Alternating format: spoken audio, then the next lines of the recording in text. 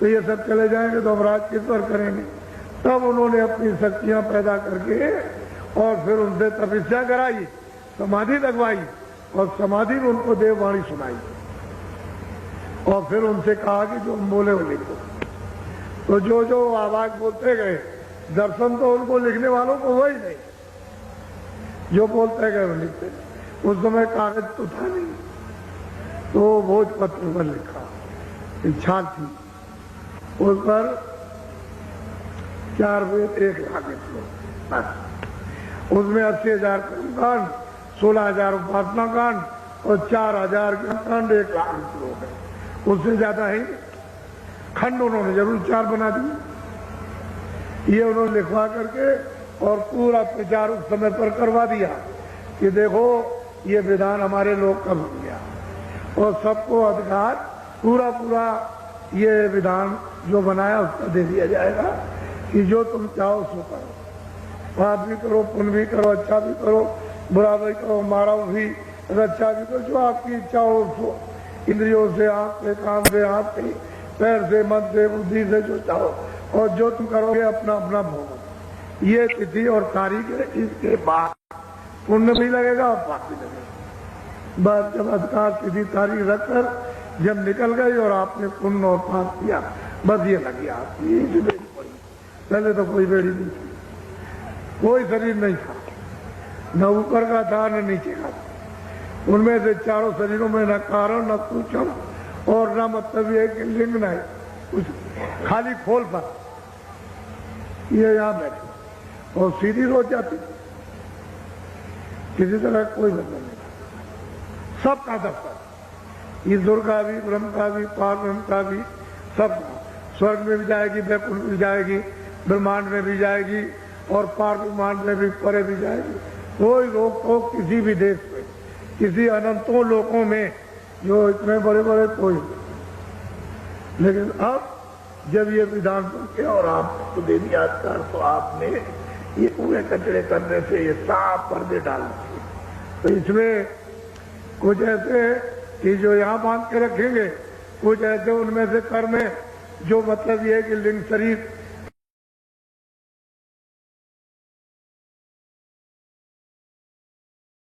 पर मतलब ये पर्दा पड़ जाएगा, फिर कुछ ऐसे सूक्ष्म शरीर पर, फिर उसका कारण शरीर पर। तो जीवात्मा इन चारों शरीरों में बंद कर दी जाएगी, यहाँ से वहां, इससे निकलो तो उधर बंद, उससे निकलो तो उधर बंद, उससे निकलो उधर बंद, तो मतलब उधर जा ही नहीं सकते।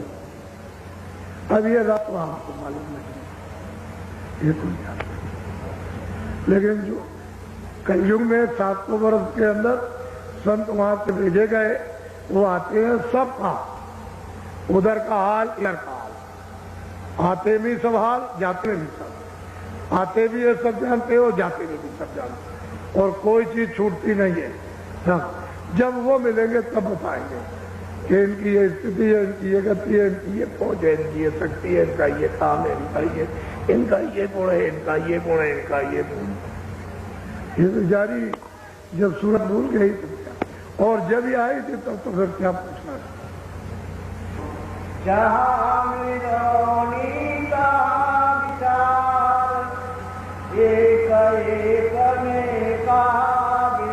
अब वो कहते हैं जहाँ मिलोनी है, अभी स्कूल की मिलोनी है तो वहाँ अलग अलग भिन्न है, जहाँ मिलोनी वहाँ विचार, और जहाँ मिलोनी नहीं है वहाँ कोई विचार नहीं।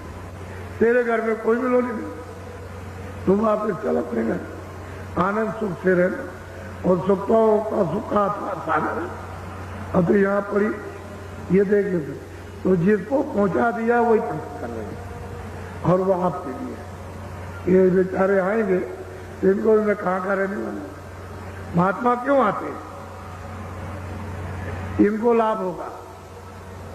वो क्या करते हैं, जीवों को आके जगाते, नाम से जोड़कर और वापस ले जाते, आपको पता ही नहीं चलता। बोलो। हमारे देश एक सपना, वहाँ विचार का कुछ। और बिल्कुल साफ कहते हैं कि हमारे देश में सत्य ही सत्य का पसारा, वहाँ कुछ नहीं, कोई विचार, कोई असत, कोई छल कपट, कोई फरेब, कुछ नहीं वहाँ। तुम वहां के रहने वाले, चलो चलो सुरतो वहां। ये जीवात्मा है, वहीं से आए, अपने सदैव से यहाँ पहुंच गया। अब ये फंसे फंसे ये हालत होगी। कितना भी समझाओ, कितना भी बताओ, अरे जल्दी करो, देर मत करो, मनुष्य किराए का मकान है, अरे बच्चों जाने वाला है, जब शरीर से जीवात्मा निकाल दी जाएगी, खेती दुकान दफ्तर राजपाट धन दौलत अच्छे बच्चे कच्चे सब छूट जाएंगे। हम भी यही कहते हैं कि हम किराए के मकान में, ये मेरा मकान नहीं है, किराए पर उन्होंने दिया, कहा कि भाई तुम अपना काम कर लो और मेरा मकान तुम तैयार रखो देने के लिए, शुद्ध साफ देना। तो हम क्या ले जाएंगे, क्योंकि ये तो किराए का, ये सामान अपना तो है नहीं है। ये तो उसने कहा कि देखो मेहनत मशक्कत करो और जो गोजी बटोर बटार कर अनाज सब्जी फल ले आओ, इसकी मलम पट्टी कर दो युग के मुताबिक। सतयुग में दूसरा भोजन, त्रेता में दूसरा, और द्वापर में फिर और तीसरा, और कल युग में अलग। तो इसकी मलम पट्टी करो, इसको निरोगी रखो। लेकिन वास्तव में हकीकत यह है कि किराए का मकान है यहाँ पर। तो जब ये मकान खाली हो जाएगा तो इसी ने तो सब चीजें इकट्ठी की हैं। जब ये मकान खाली हो गया सामान पे ये पड़ा, ये आपको समझाने की जरूरत। तो मैं तो कुछ ले नहीं जा सकता, तो आपसे ये कहूं कि आप ले जाओ। ये आपको भी समझाना कि जब मैं कुछ नहीं ले जा सकता हूं तो आप यहाँ से कुछ नहीं ले जाओगे, इसलिए आप अपने देश में चलो, अपने घर में चलो। वो तो खुद ही कहते हैं कि इनको पापों से बचाओ। अब मैं क्या करूं, मैंने तो विधान बना दिया, अब मैं उसको पलट नहीं सकता हूं, लेकिन इनको रोको और ये कोई पाप पुण्य न करें और ये धीरे से अपनी सफाई करा करके चले जाएं। तो वो तो कह रहे, लेकिन अब क्या करें, विधान बना करके अब पलट नहीं सकते। अब तो महात्मा आते हैं, सारे विचार इन धोखा खाया, बूंद माई जाए। बस कहते हैं कि विचार जहां मतलब माया के जाल में आए, बस विचार इन्होंने सबने धोखा खाया और बूंद के बूंद में फिर चारों खानों में फंसे रह गए। उधर अपने घर में, अपने सिंध में, अपने अपने प्रभु के पास कोई नहीं जा सकता, सब यही फंसे रहे। तो आपको उत्तर मिल गया। मुझे तो सिर्फ इतनी ही बात आपको बतानी है कि मैं कोई अपनी तरफ से नहीं कह रहा हूं। और भी महापुरुष समय समय पर आए, उन्होंने भी कहा, लेकिन ये किताबें उन्हीं के काम आएगी जो उधर आता जाता। जब तक आने जाने वाला नहीं मिलेगा तब तक इन किताबों का प्रमाण कोई नहीं दे सकता। जो उधर आएगा जाएगा और उधर देखेगा, जिसकी जीवात्मा जाग जाएगी, जो उधर उन पदों को जो प्राप्त करेगा, उन लोगों को, वो तो इन किताबों का प्रमाण दे सकते हैं, बाकी कोई नहीं दे सकता। कि उनके पास तो मतलब ये ज्ञान है, वो आध्यात्मिक ज्ञान नहीं। तो ये तो झगड़े वाला ज्ञान है, तो झगड़े वाला इसमें क्या समझ में आएगा। ये तो कोई साधना तो आपने की नहीं, और वो साधना का आध्यात्मिक ज्ञान है, ये भौतिक बुद्धि का ज्ञान।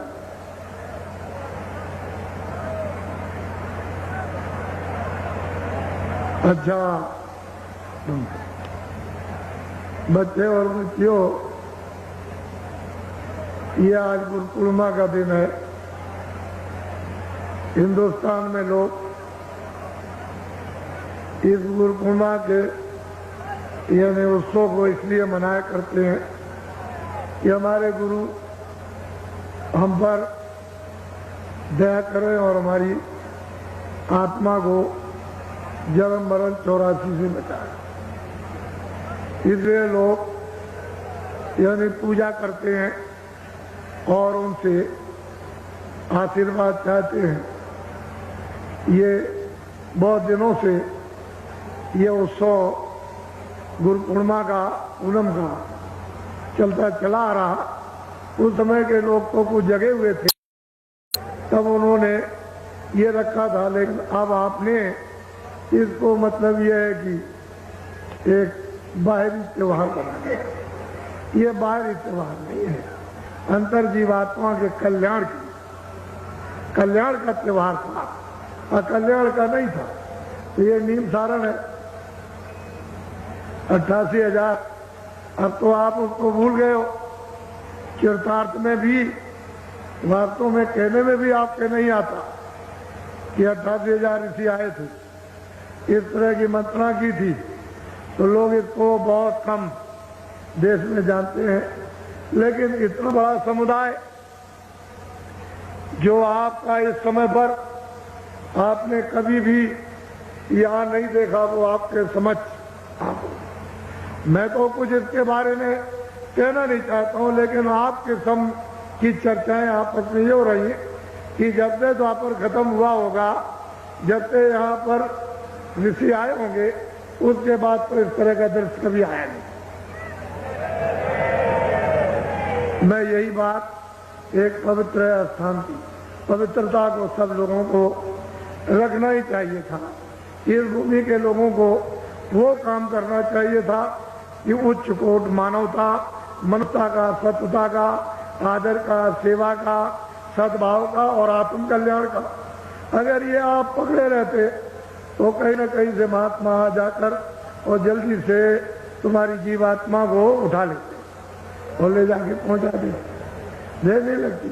तो स्थान की गर्मा मतलब है कैसे अलोप हो जाती है विकारों, बुराइयों, छल से, कपट से, फरेब से, जीव हिंसा से, मनुष्य के धोखे से, झूठ छल से, ये उस स्थान की गर्मा आलोक हो जाती है। लेकिन ये सृष्टि है वो ऋषियों मुनियों की, प्राचीन संतों की अब की, तो इसमें कोई ना कोई तो आता रहेगा, कोई कोई आएगा। तो ये दृष्टांत के साथ कितने आदमी ठेठों में ये पूरा का पूरा याद आपने कहा कुछ नहीं। इसलिए मैं कोई संसारी आदमी नहीं, मैं पहले भी नहीं था। मैं ये कहा करता था कि मैं संसारी, उतनी तो बात आपको बता सकता हूँ जितने फंसे हुए हो, लेकिन मैं संसारी नहीं। मुझे संसार की कोई इच्छा भी नहीं। इतनी इच्छा है कि तुम जाग जाओ, ये जीवात्मा शुद्ध साफ होकर अपने घर की तरफ चल पड़े, इसका भला हो जाए। ये तो सेवा की इच्छा है, लेकिन और कोई इच्छा, और तो एक किराए का मकान जो मेरे भाग का है बना दिया, वो तो मुझे उतनी इसकी सेवा के लिए रोज मिलेगा। एक श्वास लगे उसको मिल जाएगा। बाकी उसका त्याग है कि हम वो चीज जो मिल रही उसको किसी और काम में लगा दें और किसी के काम में आ जाए तो अच्छी बात है। ये दृश्य आप देख रहे हो। और हमने कल भी कह दिया, हम नीम सारण के निवासी, आसपास के आपके जो बड़े बड़े गांव हैं चारों, वहाँ के जितने भी हिंदू मुसलमान छोटे बड़े व्यापारी है, काश्तकार हैं और दफ्तर वाले, हमारी किसी से कोई शिकायत नहीं। हम तो ये यहाँ जान गए कि सब लोगों ने सहयोग दिया, सबकी सद्भावना श्रद्धा उमड़ी, श्रद्धा का स्रोत अभी यानी दलदलाने लगा, जमीन में दलदलाने लगा। श्रद्धा का स्रोत यानी जमीन जो कड़ी थी वो मुलायम हो गई। हृदय रूपी जमीन बहुत सख्त, बहुत कड़ी थी, वो अब बिल्कुल एकदम मुलायम हो गई। इसी में तो श्रद्धा का स्रोत बहने लगेगा। जैसे ही श्रद्धा बहेगी, अरे कितने लोगों का कल्याण हो जाएगा। आपने सबने सहयोग दिया, हम सबके पूरे पूरे आभारी हैं। और आपकी सब सहयोग की सेवा जो कुछ भी सबने की, कर्मचारी, अधिकारी, सेठ, साहूकार, काश्तकार, छोटे बड़े, हिंदू मुसलमान, कोई भी हो, कोई वर्ग के मनुष्य, इंसान, आपकी वो जो सद्भावना की श्रद्धा सेवा वो हमारे सिर खाते, हमारे हम आपके सबके लिए उस प्रभु से प्रार्थना करेंगे कि इनका आत्म कल्याण होना चाहिए। जीवात्मा मनुष्य शरीर में जगे, इतना तो हो जाए कि कल रात को अगर मान लो समय पूरा हो जाए, शरीर छोड़े, हिंदू मुसलमान, छोटे बड़े, अमीर गरीब, तो कम से कम इनकी जीवात्मा की उस समय